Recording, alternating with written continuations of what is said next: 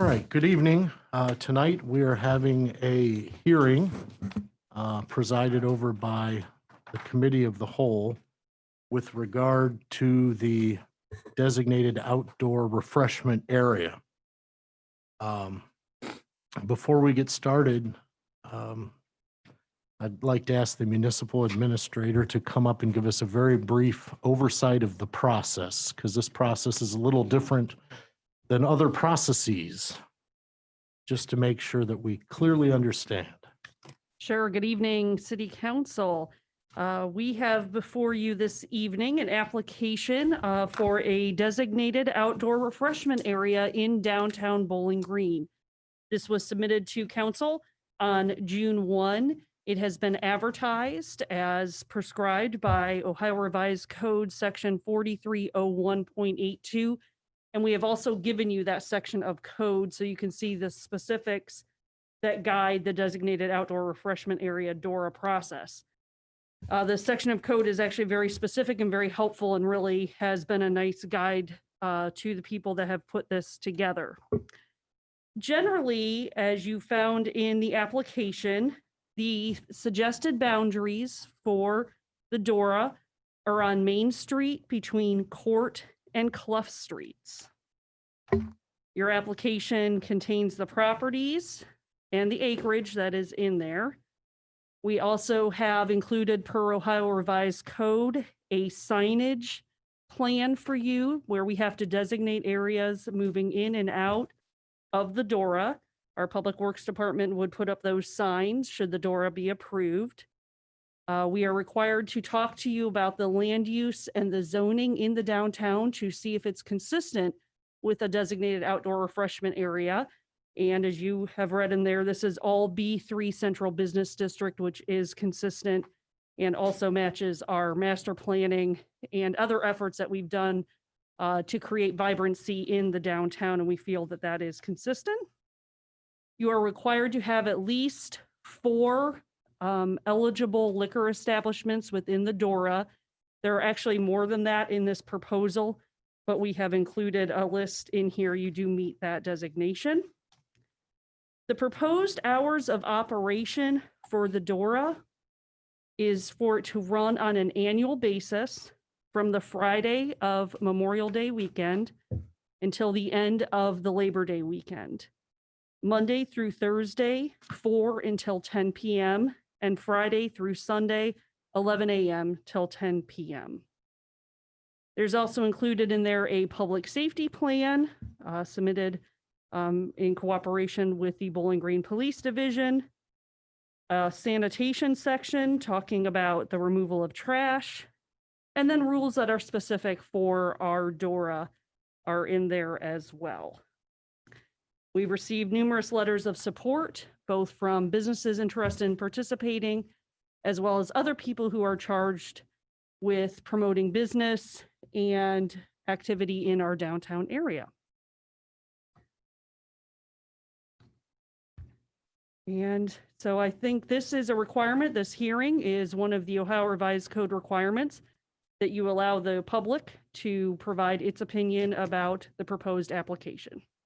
Okay, while I've got you here, in the document we received, we have 6 businesses that have brought this proposal forward, but any business within the designated area can participate once they've had their liquor license adjusted or whatever is required by the state. That is correct. They don't have to be listed here. If they're in the area, they can apply. That is a free process through the state of Ohio. Again, the Ohio Revised Code says that those people already holding a liquor license can apply with liquor control, and they basically get a DORA designation placed on their license. Okay. Should they choose to do so. So at any time, businesses can opt in or opt out at no cost. That's correct. Okay. Does anyone else have questions for Lori while we have her up here? Mr. President, I do have one question about the area in which people can be in to consume alcohol. Our report, which was very good and thorough, thank you, did list each parcel and show the parcel where it runs from, where it ends. and it also listed each address. But could someone perhaps drink behind the buildings? It goes until the edge of that parcel. So it does go to the edge of the parcel. That's correct. So driveways behind a business are part of the parcel where they can be That's correct. consuming alcohol. Mhm. Okay. But in most cases, there's a parking lot right Right, there. and So there it's is a not s- like it's next to a house. Right. So the one example to think about would be the area adjacent to City Lot 4, which is that block that's by Pisanello's Pizza. There's a private parking lot back there. And should, a parcel want to Mhm. extend out into that area and have approval and meet all the other requirements, that would be an option for So them. they could extend into the parking lot Well, again, that's on their private property. on and they their would private have to property? work Only on on, that. only on their private Right. property. Thank you. Would this require that to be marked then? A rear parking lot, for example? I think our plan is to come along, if you go to page 9 of your packet. And then we've listed areas. So basically anywhere that people are accessing through, that they're coming through, we will have the signage. So for Okay. example, if they come through the alley near CMB's, at the end of that alley would be the sign that generally marks it. Could you walk us through how enforcement would work? So, in your section on enforcement, Bowling Green Police Division already operates and is committed to patrolling the downtown area. On-duty officers, always respond to citizen calls and of course would respond to any situation downtown, particularly during the nice months when they're able to, they do foot patrols in the area. Well, I mean, enforcement and violators, folks who just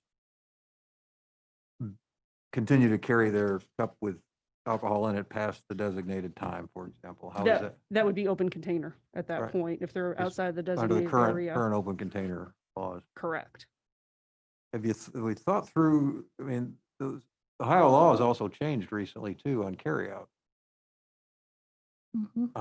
liquor. So we thought through the challenges that there might be, for example, if someone were to legally carry out beverages into the DORA, not as part of the DORA, not with a DORA cup, Hmm. but then because they were enjoying themselves, popped it open during the DORA hours, you know what I mean? I mean, there are a lot of challenges, I think, in sorting through the overlapping changes to the liquor laws. Well, certainly, that's one of the reasons that it requires that beverages can only be consumed in a DORA designated container. So there will be cups that have the DORA logo on them, and those are the only ones where it can be consumed. And that is in the rules and regulations. So somebody that So- were to get a to-go container from another place and unseal it, that's not a designated DORA container. So Now that we're would back not to be the current allowed. open container laws again. Right. Hmm. That sound reasonable, Tony? Chief? Anyone else have a I question? mean, certainly this is new for all of us. Oh, So we'll I'm all be curious. working through, how this works, should council approve it.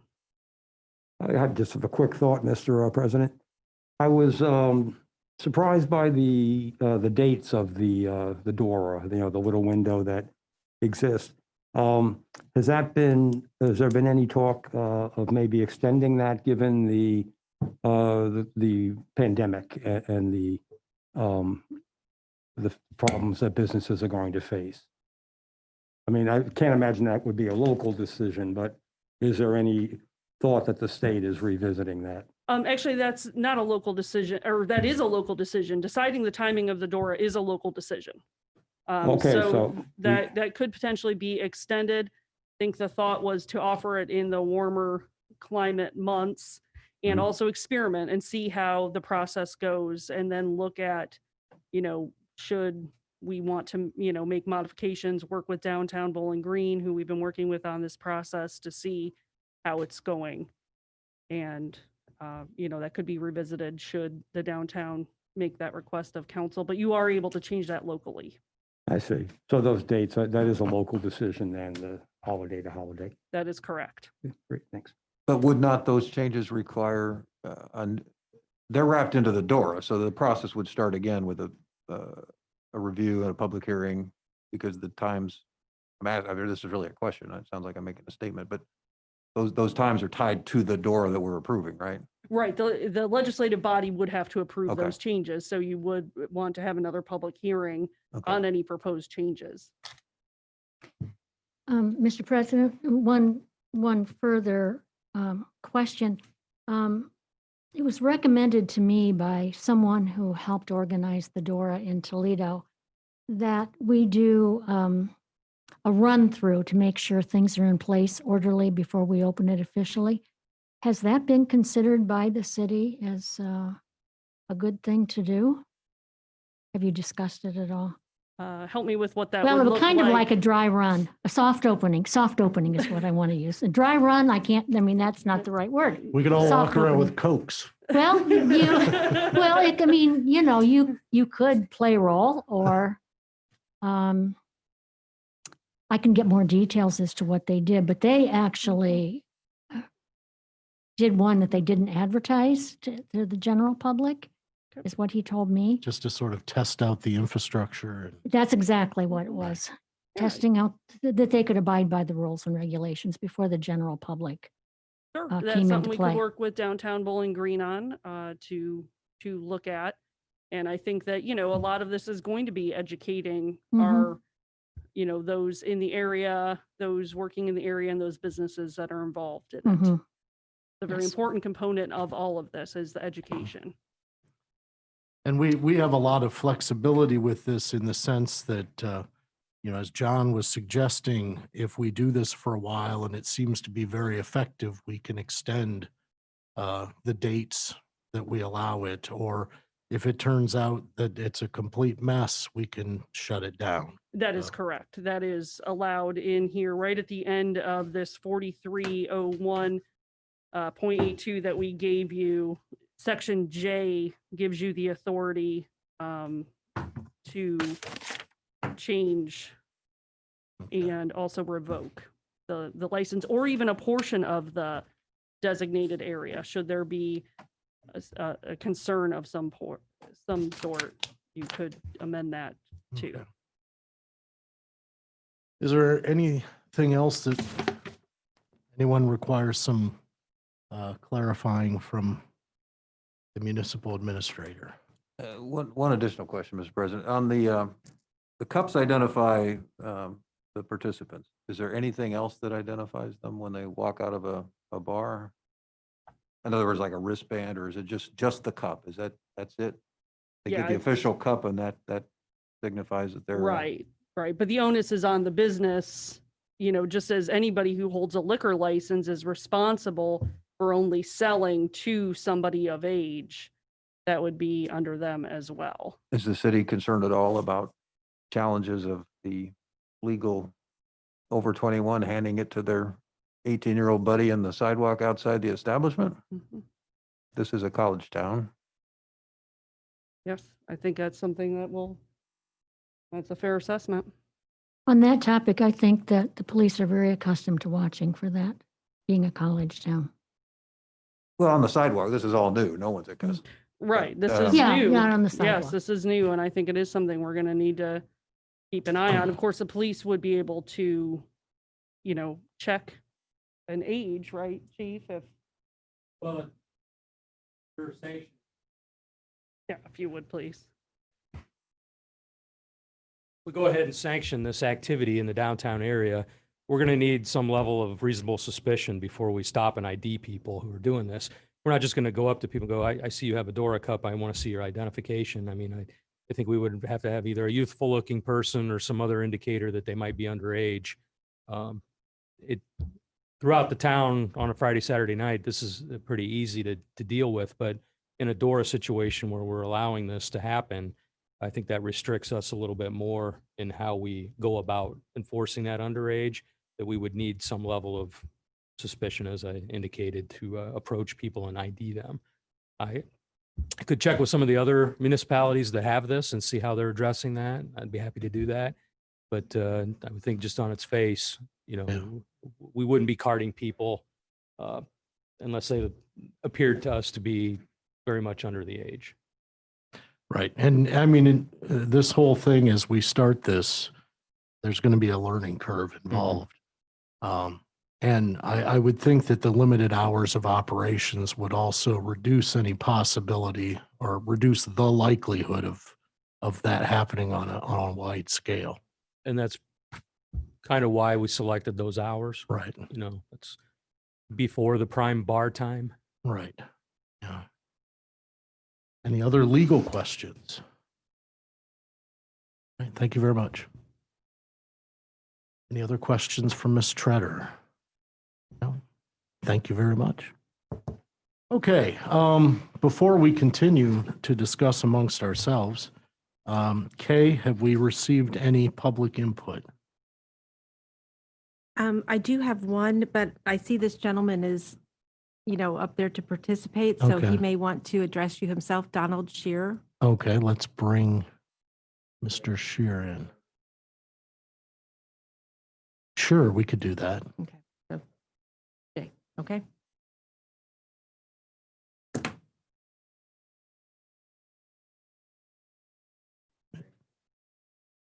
Hello, Mr. Williams, are you there?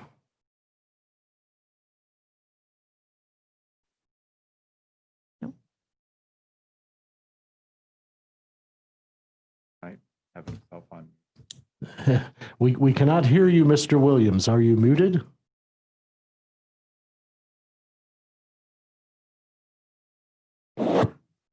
Nice, come back to him.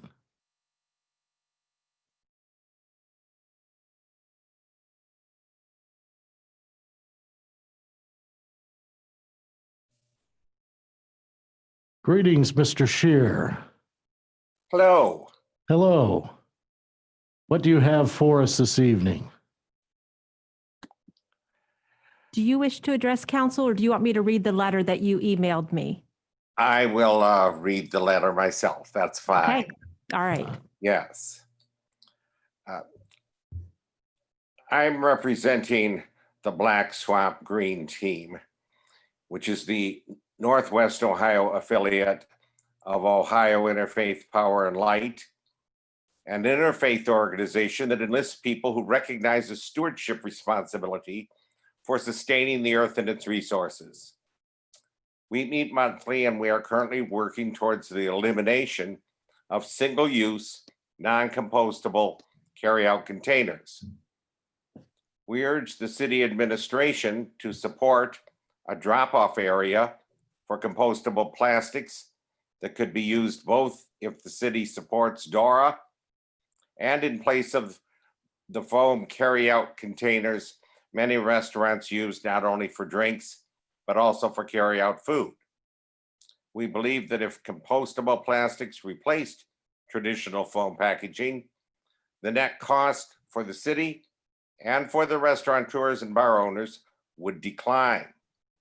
The city would realize its savings by reducing its landfill costs.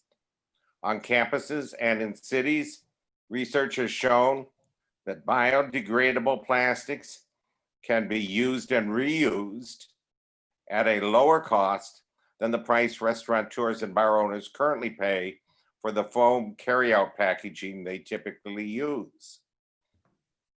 I do not speak to endorse a specific product, but I can say that I have a specific company in mind with whom I've been in contact since February of this year. And in fall 2020, Bowling Green State University Dining Services will use their products for their carryouts. That is my statement. All right, well, thank you very much. Do you have any questions for me? Anyone have any particular questions? No, but thank you very much for that information. You are welcome. Have a pleasant evening. Thank you. All right, who do we have now?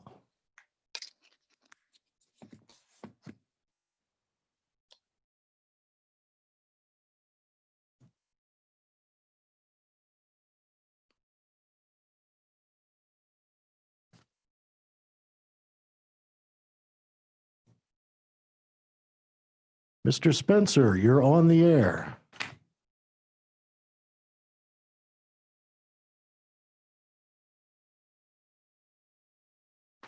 Hello, Mr. Spencer? And Mark, Ah, if you join. That one. okay.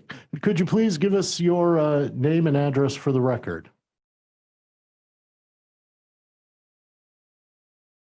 Mr. Spencer? Yeah, sorry. This is Joe Spencer, 1421 Finch Drive. Okay, and what do you have for us this evening?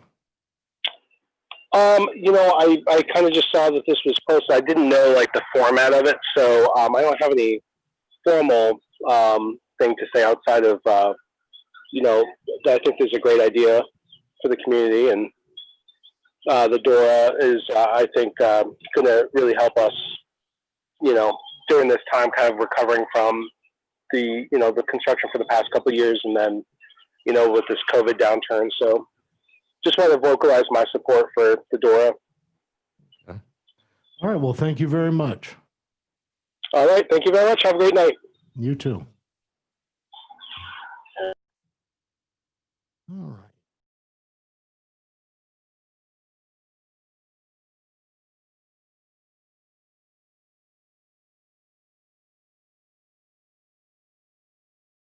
Greetings, Zach. You are on the air. Could you give us your name and address, please? Oh.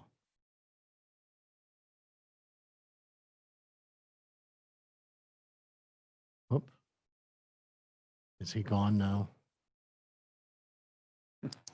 All right. Well, you let me know when I should say something.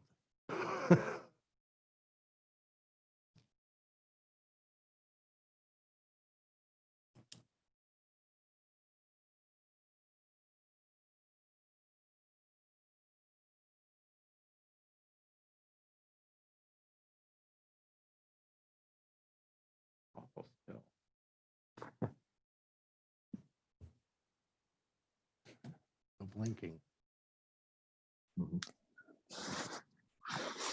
Okay.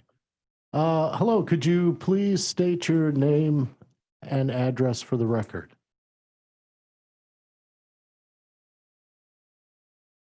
Is Hannah still connected? Oh, yes, I'm on. Okay, yeah, could you please start by stating your name and address for the record? Oh, I'm sorry. I didn't want to speak. I Oh, didn't you want didn't to. want to participate? I'm sorry. I just That's was okay. sorry, Well, guys. you have a pleasant evening. Yeah, sorry about that.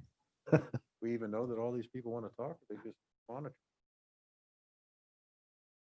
Okay. What happened to Jay? They might have just Got it. been dropping into what? Ah, Uh, okay. So we're good up here now. And we're good over here. We're good over here. Yeah. Okay. So is there anything that any one of us would like to contribute before I adjourn the hearing? The concern about the type of container being compostable, is that anything that would be in this, or would that be an administrative issue? In other words, is the time to act on that now, or is that something to be worked out? Lori, if we decided to go with some sort, I know we use special cups. Those are purchased by the participants.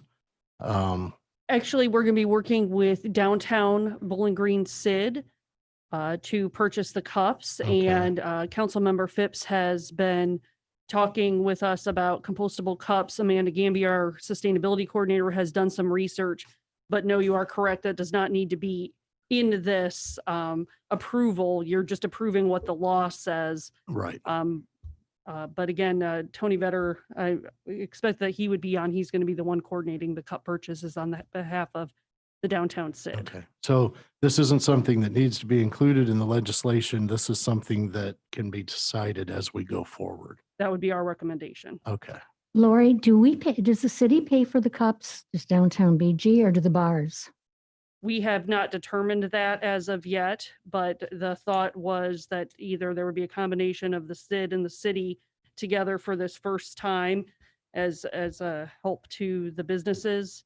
But again, we can decide that outside Okay. of this. We've been working with, as I said, Tony Vetter on the Mhm. details. That was of everybody over here who was your team putting together the application. That was Tony's assignment, was cups. Okay. Thank He had you. been involved in the Toledo DORA, so he had a lot of familiarity with that. Okay, But there are definitely a lot of options for compostable cups. all right. Great. Thank you. And so I assume Councilperson Phipps, that you are on top of this, right? The cup issue? All right, Yes. there you go. Good to know. Anyone else have anything they want to contribute? Mr. President, Jay Williams is back. I don't know if you want to try to Ah, let him in again. do you, all right.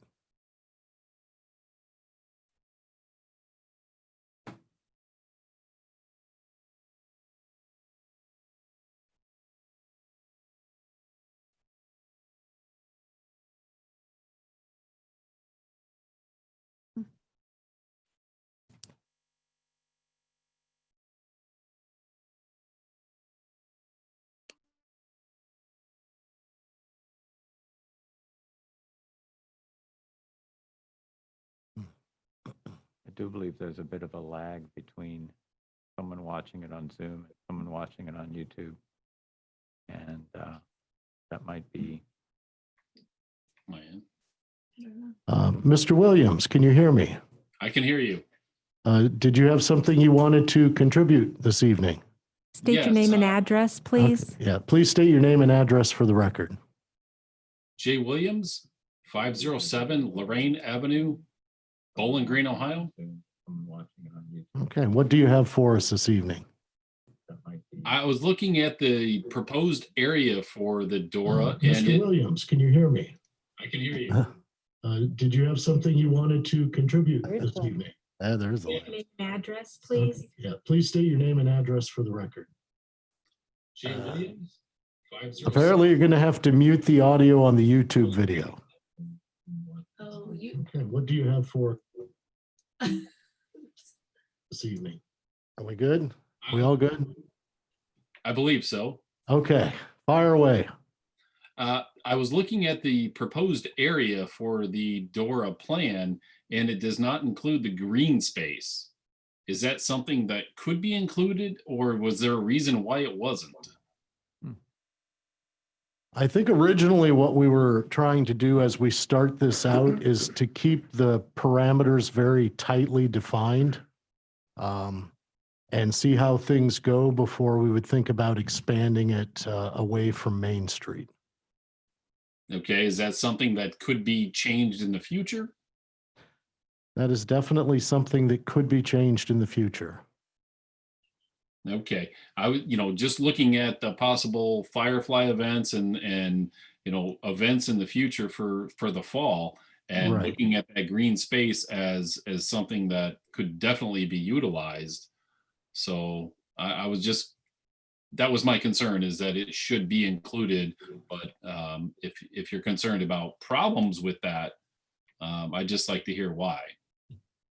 I think it's more just the uncertainty of not having instituted any of this yet and kind of wanting to slow walk it as we start it up. I mean, I also noticed by looking at the map that, the area where we have the Black Swamp entertainment, food and beer tent, that's also not included in the space we have defined right now, but that's possibly something that could be changed later also. Okay. All right, well, that was my question. Okay, well, thank you very much. You have a pleasant evening. You too. Okay.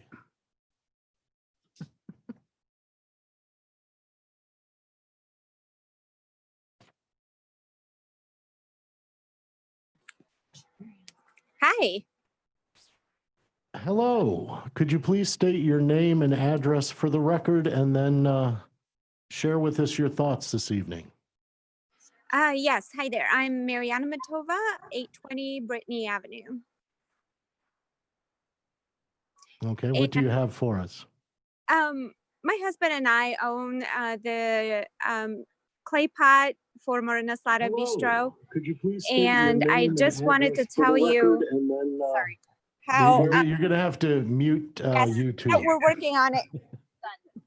I just want to tell you how thankful we are for to the city and the council to take this step, and we're very optimistic.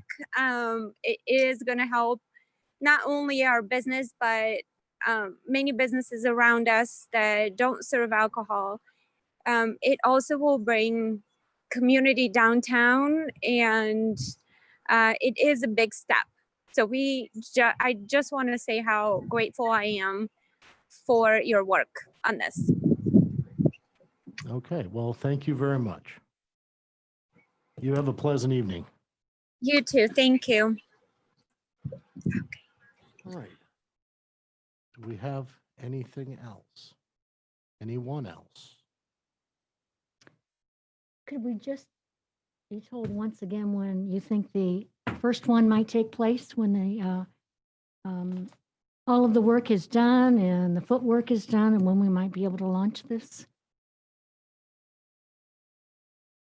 So we have proposed legislation that was included in council's packet, should you decide to introduce it this evening. Once that's introduced, the clerk needs to advertise once again for 2 consecutive weeks that it is likely you'll be taking action. The earliest regularly scheduled meeting that you could act upon this, and actually even with the timing of when the legislation was submitted, would be your July 6th meeting. So should you care to do so, you could vote on it on July 6th. We could have it down to the state as soon as the legislation is certified, which Kay turns it around usually that very night or the very next morning. So we would have it on its way. It has to have state approval, and those with the liquor licenses would need to have that information as well. We'd work with Downtown Bowling Green on getting them that information so that they could get their submittals too. Cannot promise a date of when it would be, enacted. It would be in the hands of the state at that point. It could be potentially just Labor Day weekend this year. It beats nothing. All right, thank you very much. Well, one more question, Mr. President. So let's say it goes very quickly after July 6th. If we're really feeling like it's benefiting downtown businesses and we go to extend it, is that something we can conceivably do this year, or would that be next year as a possibility? I don't think that the law is particularly clear on how amendments are made. As Greg had suggested, the most prominent guiding force we would have is that we would have to run back through the process again. But we could definitely seek some clarification. Numerous communities in Northwest Ohio who, we know and helped us even with giving us examples and information and putting us together. We can ask them that question and find out what process. And we can also ask the state of Ohio, since they're the ones ultimately that authorize this. So we can get that information for you. That'd be great. But it's conceivable that we might actually have to pause it, do the 2-week advertisement thing again, or it doesn't seem that cumbersome. I think if you were still within your time of operating, I don't see why you'd have to pause it, but you're saying if it expired and your approval time at Labor Day ended and then you were wanting to do this? Well, I wasn't even thinking if it expired, just that if we realized it really was really benefiting downtown, and we thought that a few weeks away from the end date, how could we extend it, how smoothly? So it doesn't sound like we would go back to square one. I don't see why, if it was approved, why you'd have any reason you'd have to revoke it. I would think it could, continue to operate as normal. Great. But again, we can get clarification on that. That was actually a question we had a little bit, was how, we knew we were telling you that you had local control to change it, but what does that look like exactly? Again, this is new to all of us, so something we'll be glad to get clarification on. Great, thank you, Lori. Does anyone have anything else? I don't know if it's appropriate, but, I'd like to see us move on it tonight so that we could possibly pass the license. I believe it's on the agenda for first reading tonight. It is. I didn't know if we needed to say, yes, we do want to move on Ah. it tonight or not, and all It agree. did read like that. Understand what you're saying, sure. Well, we'll find out during the meeting if we all agree or Okay. not. Uh, Ms. Phipps, Mr. Leontis, do you have anything you want to contribute before I end the meeting? Not particularly. Okay. I was in my wife and I went to Defiance over the weekend just for a little outing. And there they have a DORA. They call it the Defiance ORA, but so we had an experience with that there. Okay. Well, if no one has anything else to add, then the hearing is closed.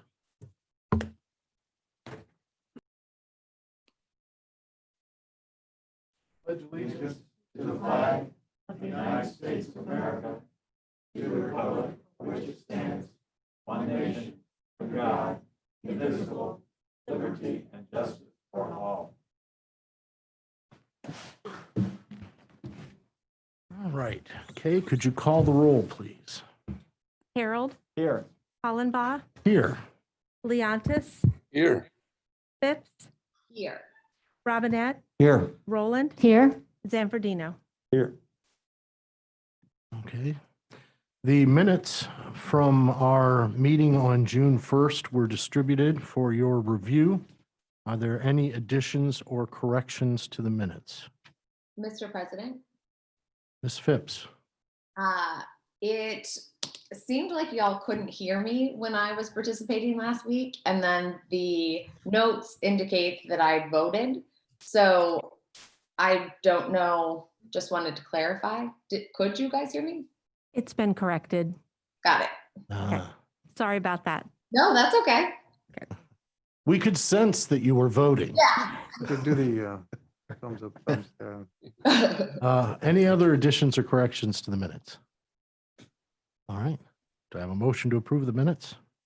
so So- moved. Second. All right. All in favor of approving the minutes, say aye. Aye. Anyone opposed? Minutes are approved. Correspondence. Kay, what correspondence do we have this evening? I've got a few things here. Distributed to you prior to the meeting was the financial budget summary report for the month of May of 2020.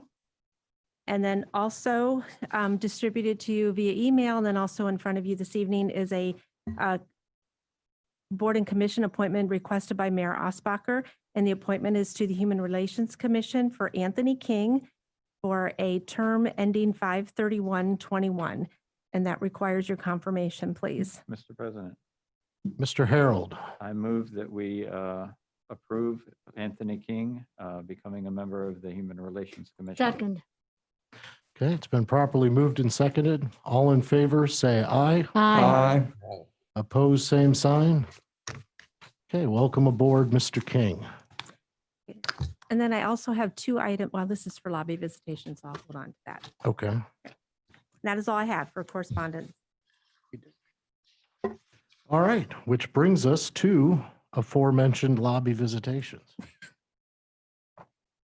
Okay, I have two items that were submitted to me. One is from Steve DeMuth. It says, my name is Steve DeMuth. I'm a 22-year resident of Bowling Green and a sociology professor at BGSU with expertise in criminology. There is an organization, Force Science Institute, that offers its services to local law enforcement under the guise that they are scientific experts in best practices for policing. Their views and methods that excuse and promote excessive force among police were profiled in the New York Times several years ago and described by scholars as pseudoscience by the Justice Department, as lacking in both foundation and reliability, and by the Police Executive Research Forum, a group that counts most major city police chiefs as members, as highly troubling. Nonetheless, the Force Science Institute continues to train police nationwide. Recently, they had a scheduled training sponsored by the Ohio State University PD canceled by OSU President Drake. after students and the wider community raised concerns about the merits of the training and because aggressive and militarized policing disproportionately impacts poor people and people of color. Unfortunately, Bowling Green PD is sponsoring a training with the Force Science Institute in September 2020. I find it troubling and dangerous that our police department and community would associate with such a problematic organization. I have conferred with my criminology colleagues, and they confirmed that it would be dangerous to conduct training based on their theories and methods. In addition, several BGSU students of color have already raised concerns with me about this training. I request that this training be canceled and that a more appropriate organization be used to train our police. Thank you for your consideration, Steve. And then I also have one from Mary Hinkleman, Director of the BG Chamber. And the Bowling Green Chamber of Commerce would like to announce that the annual community fireworks has been postponed until Labor Day weekend, Friday, September 4th, with the rain date of September 6th at the BGSU intramural fields. More details on that to come. We would also like to invite the community out for our annual Porkaline Cookout at the Downtown Farmers Market this Wednesday from 4 to 7 p.m. The proceeds of this fundraiser benefit the annual community fireworks. We are asking that those come out to the fundraiser to practice safe social distancing and wear a mask to provide another layer of caution. For those that may not be comfortable with traditional waiting in line with others, we are offering curbside pickup. Those wishing to utilize this service, we ask that you follow this path. South on South Prospect to East Washington, west on East Washington, where you will make a right into the parking lot that will be marked. And then when you leave, you will turn right out of the parking lot to Main Street. No left-hand turns will be permitted into or out of the parking lot. We need the community's support to make annual community fireworks a successful event. So please include us as your dinner plans on Wednesday. That's all I have. Okay. Do we have anyone remotely that wants to? No? Okay. That brings us to the introduction of new legislation. Could I have a clarification? So with regard to well, I guess starting next week, we'll be allowing people to come in person or at the next meeting, we'll be allowing people to come in person, but would it be possible for people to continue to do lobby visitation remotely? And would it be possible, like we did during the committee meeting, for people to make their presentation orally in the future? I don't know. We'll have to look at that as we move into normal order as to which things will and won't occur remotely.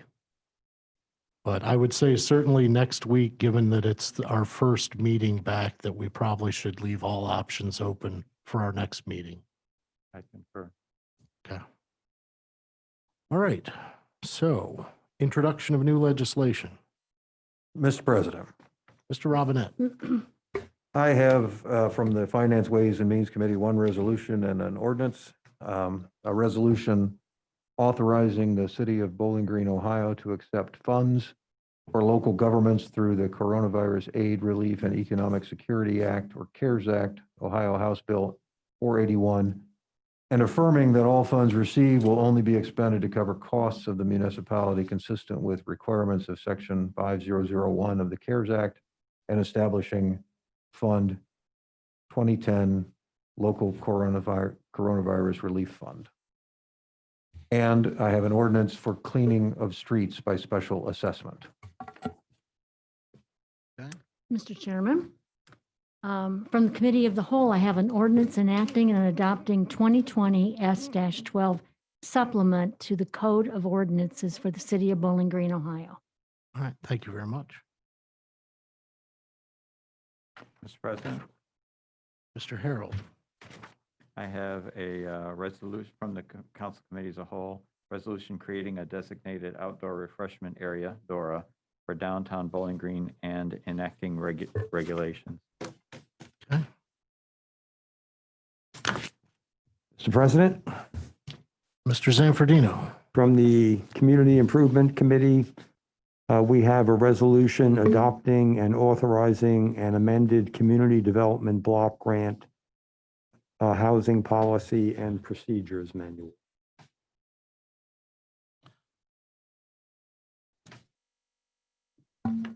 Okay, Mr. President, yeah, from the Planning, Zoning, and Economic Development Committee, I have an ordinance creating and adopting section 150.49 of the codified ordinances of the city of Bowling Green, Ohio, establishing a gateway zoning district. thank you very much. That brings us to official reports. Mr. Mayor.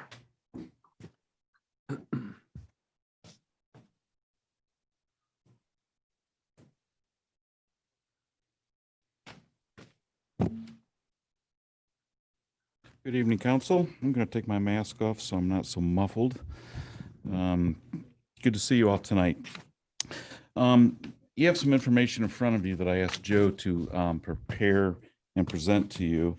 In light of recent events that have been that have occurred in other communities, there have been many questions about policing policies. There was a particular question regarding the 8 can't wait policy. I guess it's a question or an open discussion. When I saw this, and the 8 can't wait, if you're not familiar, is 8 policing policies that have been identified as, if they are in place in local police divisions, would significantly reduce incidents of police-involved violent encounters. So when I saw this, I inquired of Chief Hetrick and Deputy Chief White, curious about Bowling Green Police Division's positioning on these specific policies. I will tell you that I was gratified to learn that not only has Bowling Green Police Division addressed all of these specific policing policies for many years, in most cases going back to 1993 when our division became an accredited police division, but there are also other relevant policing policies that are in place. I believe that it's significant that we're discussing these locally because it's my opinion that the fact that these are well-established procedures within our police division do create a culture of accountability that our police division takes very seriously. So I did want to share this information with you as part of an ongoing discussion, in our community. We are always, we will always be looking for opportunities, particularly in this moment, to expand this discussion. We have heard consistently that there is work to be done in terms of developing a culture of trust and a culture of accountability within the department, within the department, within the community. And we are committed to this ongoing discussion. We want to be transparent about our policing policies and how our police division does function in our community. So we, again, are hoping that this will be an ongoing discussion. So you have in front of you, an identification of the 8 can't wait policies, and then also the document that was prepared by Deputy Chief White that addresses our division's positioning on these policies. And I think it's significant. One of the other things that we have been asked recently is about processes that could be in place to allow citizens to lodge a complaint against our police division. I've included that information in the packet that you have in front of you. This also has been a longstanding policy that has been developed by the police division that does provide a very clear means for residents to engage in a complaint process against Bowling Green Police Division. The key takeaway here is that the police division is again being transparent in sharing this process and stating publicly that if there's a problem, they want to know about it. So I'm going to ask that this information be released to the media so that we can share this in the community. And again, this is going to be, I hope, part of the ongoing conversation that we're going to have here in Bowling Green, designed to help better understand the problems that exist in our community. We want everybody to know that we're still listening, we're still learning, we're committed to those two things, and we want to have a transparent discussion that will, again, hopefully establish a culture of trust in our community. So that's all I have, pending any questions that you might have for me. Are there any questions for the mayor? Mr. Mayor, this is Neocles. Yes. Just for the benefit for everybody that's at home, could you just briefly just state that those eight can't wait principles, just to summarize? Yes, the 8 can't wait principles are a ban on chokeholds and strangleholds, policies requiring de-escalation, policies requiring warning before shooting, policies exhausting all options before shooting, a duty to intervene, a ban against shooting at moving vehicles, policies requiring the use of force continuum, and policies requiring comprehensive reporting.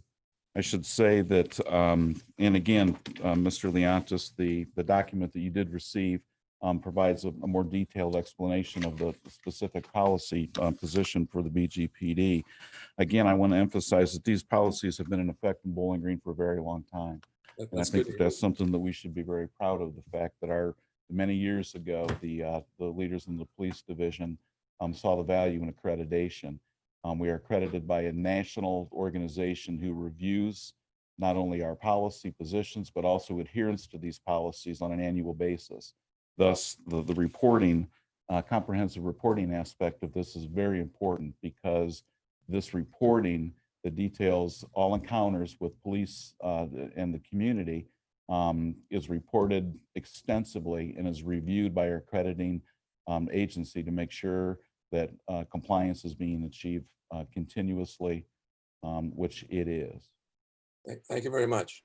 You're welcome. Are there any other questions? All right, thank you very much. Thank you. Municipal Administrator. Are there any questions for the Municipal Administrator? Okay. Planning Director. Are there any questions for Ms. Saylor? Okay, thank you very much. Parks and Recreation. I have a report unless you have. Are there any questions for Ms. Otley? City Attorney, Mr. Marsh.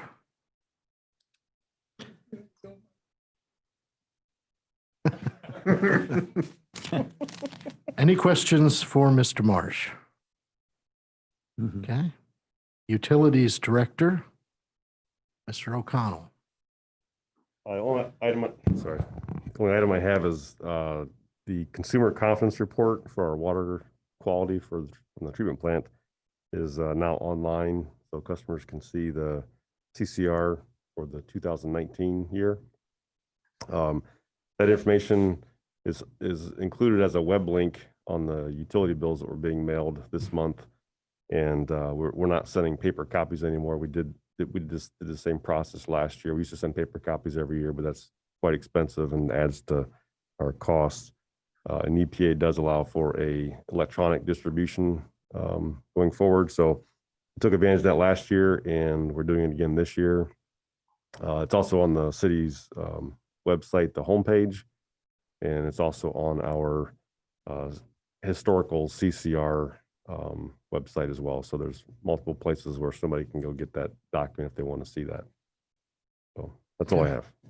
Any questions for Brian? I have a question. Oh, go ahead. Could you give us a little update on the situation for those regarding bill forgiveness or bill postponement for people that were, had unemployment issues or that had decreased income, those sorts of things. Where do we stand on all that? And I'm just worried that some people may suddenly get a big bill that they won't be able to pay, and how we're going to negotiate that to make it possible for them not to be disconnected. Okay, so we met with the Board of Public Utilities at the end of May. It was the first part of June, I guess. I'm sorry. And we reviewed the history of where we've been with the COVID issues and the amount of delinquent customers we have and the dollar amounts that we have. And, you know, they are substantial or a factor of 2 to 2.5 times above what they were from 2019, both numbers of customers and dollars. That number has come down a little bit. The numbers we saw in May did shrink those numbers. So we're seeing people that are starting to pay those bills and catch up on their past balances. We did ask the board to approve stopping those delays of shutoffs at the end of June, and so really the first part of July is when we're going to start doing shutoffs for non-payments. The typical payment plan that we set up with customers is about a 1 month, 1 month or a month and a week payment plan for them to catch up on back due charges. We did ask the board to approve that we would do 3 months of a payment plan. And so if customers are delinquent, they can contact us and set up payment plans or payment arrangements with us where they would set up to pay a third of that back, the delinquent amounts for the months of July, August, and September. They also would have to keep their current balances paid. So whatever they incurred during those months, they'd have to pay that amount as well. July is also the month when typically the financial assistance organizations open up their books and their dollars for customers to use for the cooling season. That seemed to be a good time when customers could utilize some financial assistance that they may not have taken advantage of in past years. Maybe they didn't qualify or didn't have the knowledge to know what that even was. So we're trying to talk to customers about those opportunities as well to help with reducing their amount they'd have to pay. So if customers don't contact us, then they would be subject to shut off on the electric side. The state still has a ban on shutting off water customers for non-payment. We don't typically shut water customers off anyways. We typically turn off the electric because that gets more attention. And once they get the electric shut off, then the water and the sewer bills get paid typically as well. But the plan right now is going to be contact customers, notify them in the month of June that this is coming, and start to make those hopefully make those payment plans during the month of June to get the arrears caught up through those next 3 months. So that was our plan. So do people have to express interest in the 3 months plan, or are you just automatically putting people on the 3 months plan? They can, I mean, if they want to pay it in a month, we'll take it in a month. But Well, yeah, I what mean, will it's you be not a billing secret. for? I mean, it was at the Board of Public Utilities meeting, so the staff all knows that we're giving this as a 3 month option. So, you know, we're not holding it back from anybody or holding it as a last resort. If somebody wants to pay it off early, again, we won't complain against that. But that's an option for every customer that wants to set up a payment plan. That's what they're being offered. Okay, so they're being offered the 3 month plan. They're being billed for, assuming they're taking a 3 month plan. Is that correct? They're being billed for whatever payment arrangement they set up with us, which I'm assuming that most of them will do 3 months if they have that option to do so. But if they want to pay, again, if they want to pay it off in 2 months, then they can pay it off in 2 months. It's really going to be customer dependent upon what arrangement they want to make with us.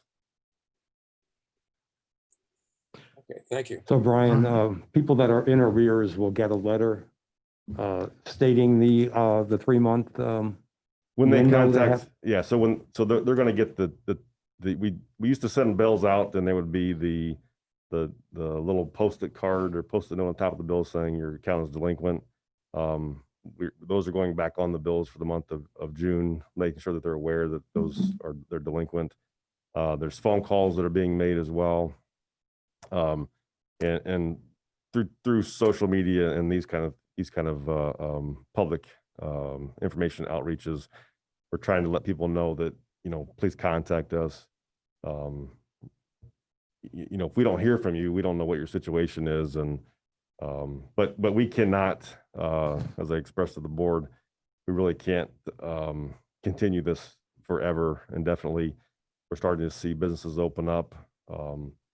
People are receiving some unemployment benefits, and we're a nonprofit utility, right? So the only money that I collect is from customers, and I can't continue to subsidize those customers that are not paying for one reason or another. So we have to start somewhere. And again, we thought the board's decision to extend this over a 3-month time period was a little more forgiving than typical 1-month time period.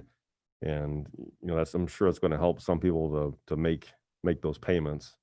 We'll see where we are at the end of the year, but hopefully everybody takes advantage of it and pays their bills, and we can collect the revenue that people have used.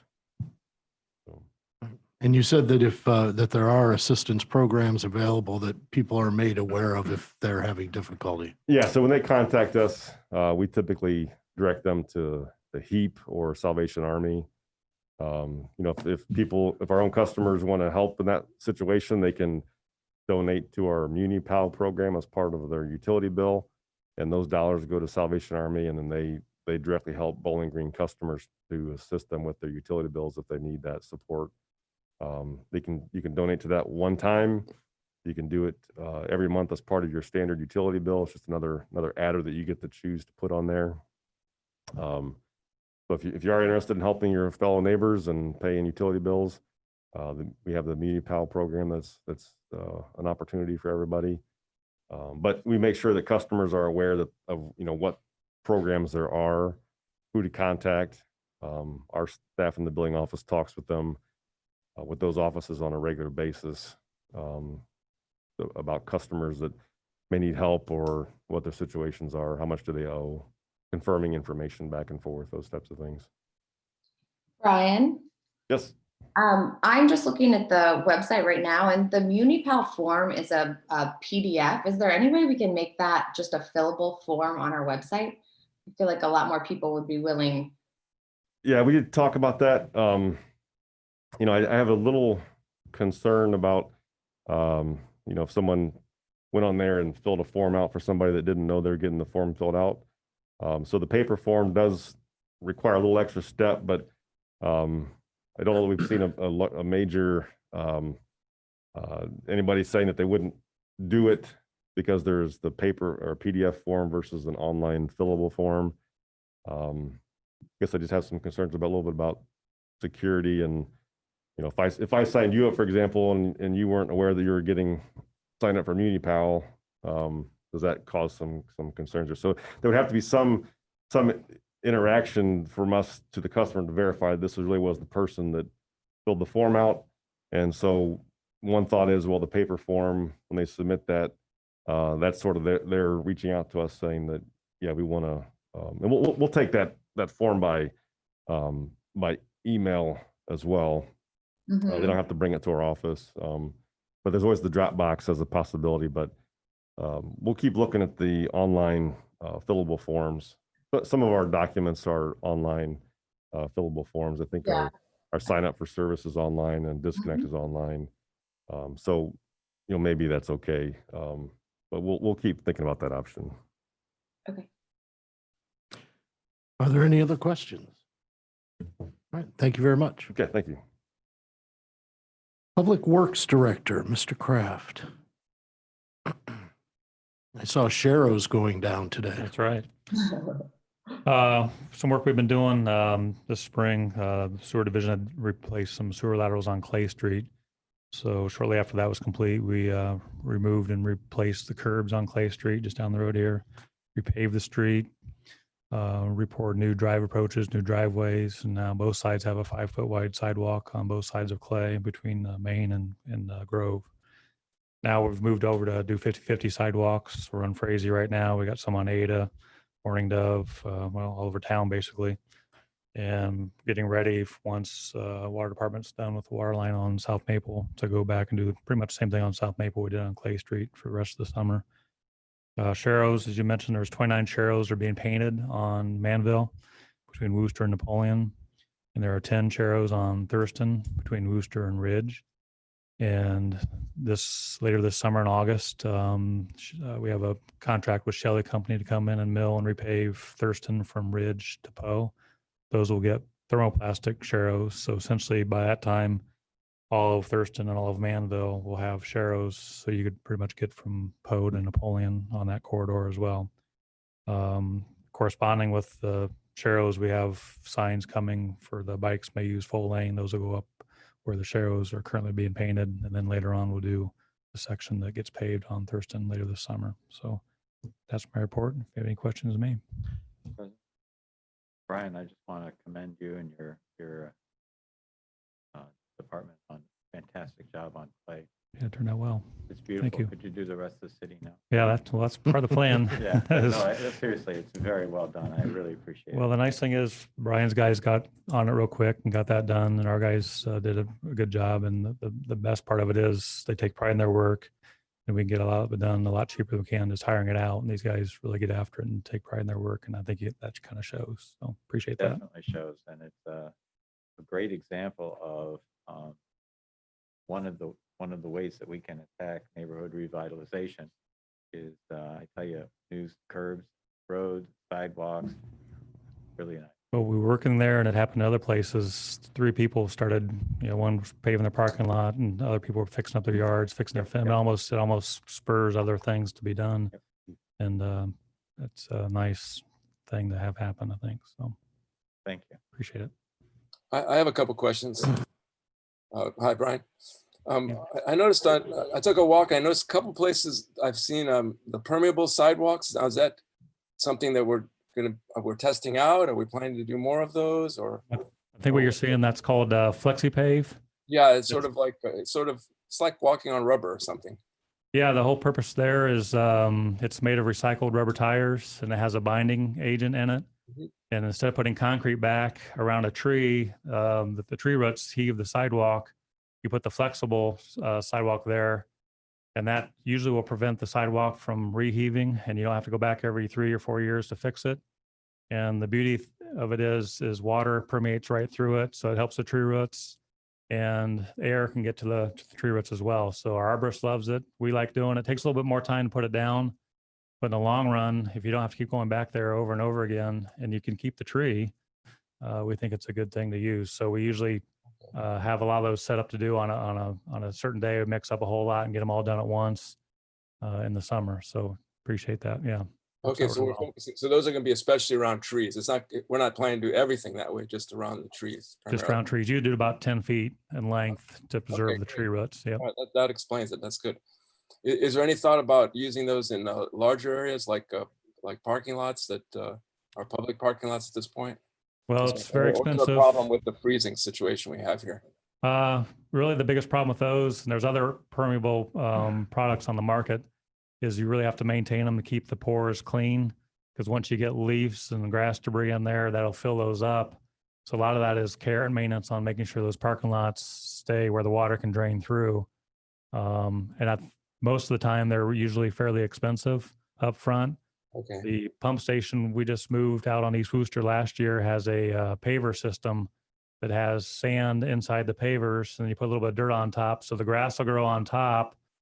The large truck that Brian's crew has, the jet truck, it's probably one of the bigger vehicles we have, can drive on the paver system to get back to the pump house. But when you drive by, all you're going to see is grass, and all that moisture will go through those. Now, that's great for a driveway. It doesn't work so well in a parking lot where you're moving your tires, that sort of thing, or walking on it. But the biggest problem with porous pavement is maintaining it and keeping it so the water goes through. Okay, good. And I have just one more question. We had our first pretty windy day, storm, this big storm. And I have a personal experience where a big branch came down. But I remember that we during the other summers where we've had those, we've done some special pickups for branches. If I'm not mistaken, are we planning to do any more of those? Can we do it on a as needed basis where people would pay for the service? Because I've got a pile of wood in front of my house. I'm just wondering what I can do about it. It is on an as-needed basis. Last year, we actually did 2 additional pickups. So we had 6 occasions last summer where we're picking up brush.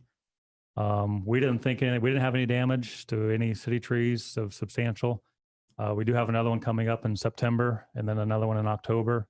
The best I can tell you is either you take it to the landfill if it needs to get out of your way, or if you can hang on till September, you could start calling the 1st of September, which isn't terribly far away now, and we can pick it up in September. Yeah, I was just wondering if it's possible to pay $25 and have it picked up. I mean, that's about the cost of a U-Haul, which is what I'd have to get. So that's what I'm wondering. Well, we provide the 4 for free, so we usually don't get into this All right. payment situation because it's kind of part of the Got what you it. pay your refuse recycling fee for. So Okay. All right. Thank you very much. thank you. Any other questions? All right, thank you. All right, so that brings us to council committee reports. I'm not going to go into details. We had a hearing earlier this evening about the DORA, but since everyone was in attendance, I'm not going to go into detail on that. There are no other committee reports. Then that brings us to the reading of legislation. Legislation for first reading, resolution number 3769 for first reading. Resolution authorizing the city of Bowling Green, Ohio to accept funds for local governments through the Coronavirus Aid, Relief, and Economic Security Act, the CARES Act, Ohio House Bill 481, and affirming that all funds received will only be expended to cover costs of the municipality consistent with requirements of Section 5001 of the CARES Act and establishing Fund 2010 Local Coronavirus Relief Fund. Mr. President, Mr. Robinette. I move to suspend the rules and give Resolution 3269 its second and third reading. Mr. President, I second the motion to give resolution 3769 its second and third reading. Okay, it's been properly moved and seconded. Is there any discussion? Okay, Hollenbaugh, yes. Leontis, Yes. Phipps, Yes. Robinette, Yes. Roland, Yes. Zanfordino, Yes. Harold. Yes. All right, the rules have been suspended to give resolution 3769, excuse me, its second and third reading. Resolution number 3769 for second and third reading, resolution authorizing the city of Bowling Green, Ohio to accept funds for local governments through Coronavirus Aid, Relief, and Economic Security Act, CARES Act, Ohio House Bill 481, and affirming that all funds received will only be expended to cover costs of the municipality consistent with requirements of Section 5001 of the CARES Act and establishing Fund 2010 Local Coronavirus Relief Fund. Mr. President, Mr. Robinette. I move to adopt Resolution 3769. Second. Okay, it's been properly moved and seconded. Does anyone want to comment on resolution 3769? All right, okay. Leontis, Yes. Phipps, Yes. Robinette, Yes. Roland, Yes. Zanfordino, Yes. Harold, Yes. Hollenbaugh. Yes. All right, resolution 3769 is adopted.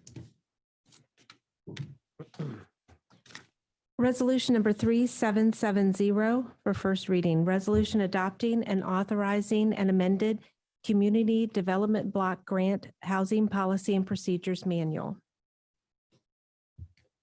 Ordinance number, resolution number 3771 for first reading, resolution creating a designated outdoor refreshment area, DORA, for downtown Bowling Green and enacting regulations.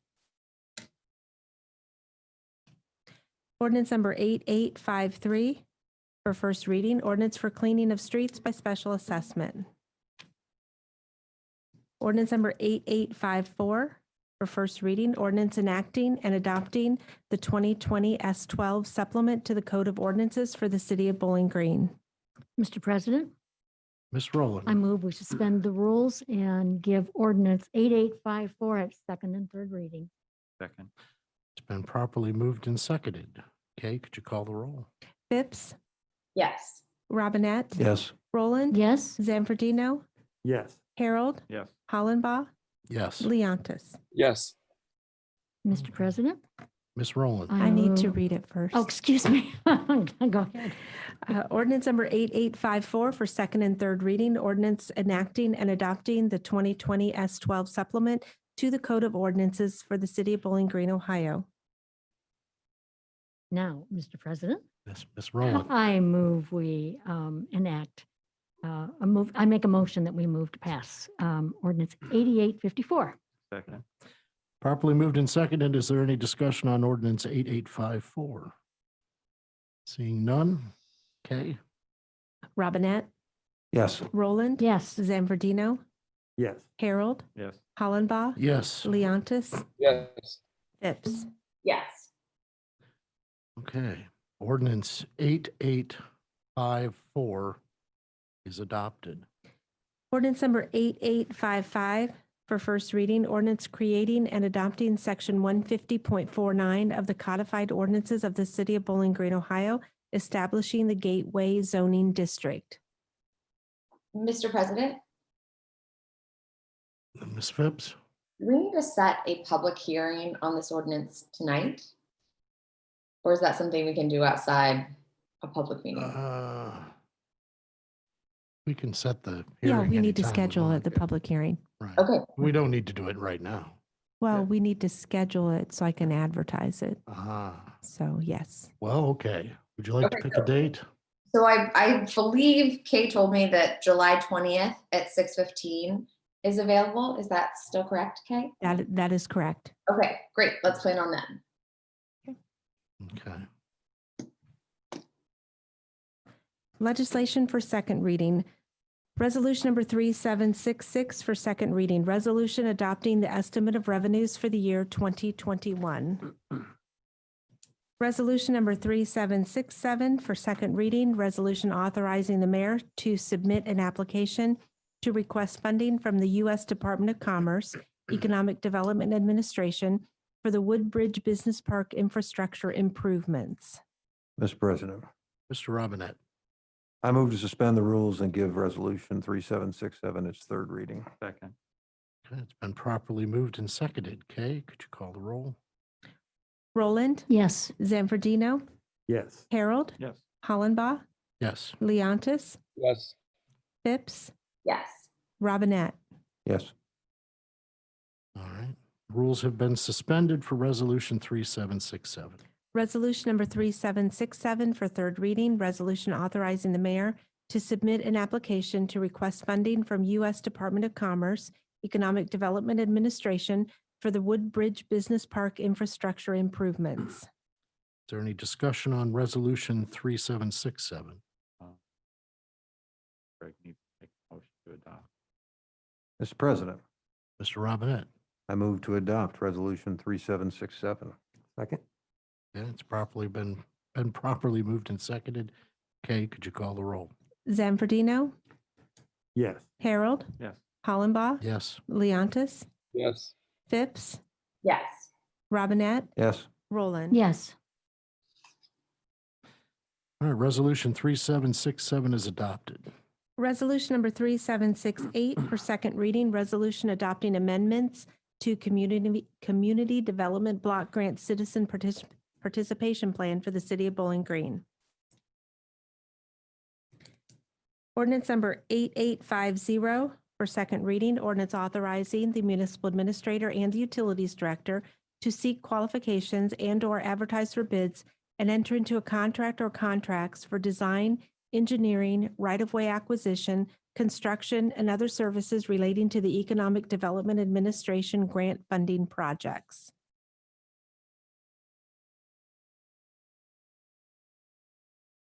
Ordinance number 8851 for second reading. Ordinance authorizing the municipal administrator to sign an LPA agreement with the Ohio Department of Transportation to advertise for bids and enter into a contract or contracts for design, engineering, right-of-way acquisition, construction, and other services relating to the construction of a roundabout at the intersection of East Worcester Street and Campbell Hill Road. Mr. President, Mr. Robinette? I move to suspend the rules and give ordinance 8851 its third reading. Second. It's been properly moved and seconded. Kay? Harold, Yes. Hollenbaugh, Yes. Leontis, Yes. Phipps, Yes. Robinette, Yes. Roland, Yes. Zanfordino. Yes. All right, the rules have been suspended for ordinance 8851. Ordinance number 8851 for third reading. Ordinance authorizing the municipal administrator to sign an LPA agreement with the Ohio Department of Transportation and to advertise for bids and enter into a contract or contracts for design, engineering, right-of-way acquisition, construction, and other services relating to the construction of a roundabout at the intersection of East Wooster Street and Campbell Hill Road. Mr. President, Mr. Robinette. I move to adopt ordinance 8851. Okay. Is there Second. Go ahead. Second. It's been properly moved and seconded. Is there any discussion on ordinance 8851? All right, Kay? Hollenbaugh, Yes. Leontis, Yes. Phipps, Yes. Robinette, Yes. Roland, Yes. Zanfordino, Yes. Harold. Yes. Ordinance 8851 is adopted. Ordinance number 8852 for second reading. Ordinance accepting an easement for utility purposes from Whitson Properties LLC. And there is no legislation for third reading. Okay. Is there any other business to come before council this evening? Mr. President, I just want to clarify, prior to this meeting, I agreed to move the originally scheduled Finance Committee meeting that was scheduled for the second meeting in July to the first, so 6 p.m. and the first meeting in August to accommodate the more timely meeting, public hearing that will happen in July. So we'll advertise that more formally. But in case anybody was noticing, I did agree to move that by one meeting To August 3rd. to August 3rd. There you go. Thank you. Okay. Mhm. Is there any other business? That's at 6 o'clock. Yes. So our next council meeting will be on Monday, July 6th. And I just want to make an announcement that with the city building opening up to in-person business this Wednesday, that council meeting on July 6th, there will be an opportunity for the public to attend meetings. The details on that will be forthcoming as to what the procedure will be, but the meeting will be open to the public in some capacity in person. Okay. Do we have a motion to adjourn? Second. Second. It's properly been moved and seconded. All in favor of adjourning, say aye. Aye. All opposed? We stand adjourned.